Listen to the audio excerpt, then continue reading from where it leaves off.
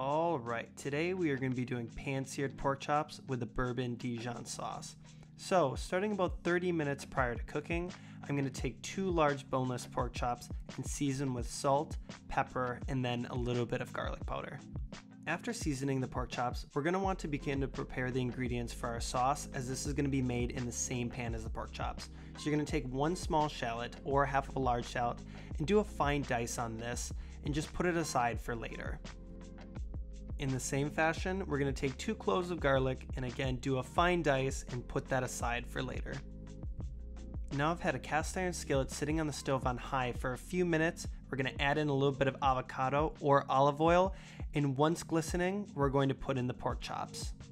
I'm going to let these pork chops sear for about 4 to 5 minutes on each side.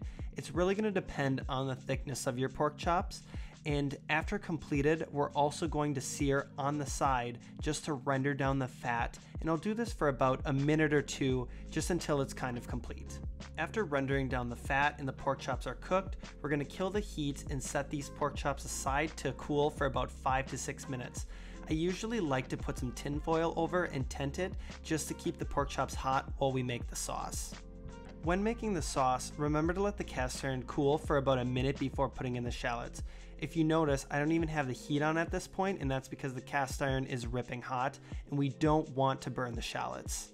After about 30 seconds to a minute, we're going to put in the garlic and only cook this for about 20 seconds, again just to avoid it burning.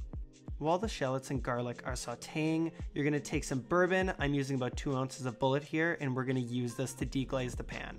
You're going to want to make sure the heat is off, otherwise you may have a large fire on your hands.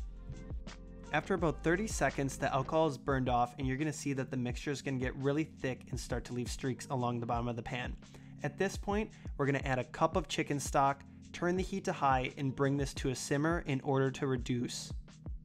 After reducing for about 3 to 4 minutes and the mixture has become thick again, we're going to add in a 1/4 cup of heavy cream. You can replace this for half and half if you want. Mix that well and then add 2 tablespoons of cold butter, and you're going to mix this until it's well incorporated. So the final step is adding 1 tablespoon of Dijon mustard, and you're going to find that this really helps thicken the sauce and also add a little bit of acidity. And once that's incorporated, then you're ready for final seasonings with salt and pepper to taste. For plating, I like to put the sauce on bottom and then put the pork chop right in the middle, just to preserve that crust that we work so hard to get when cooking. If you guys like the video, please like and subscribe, and I'll catch you in the next one.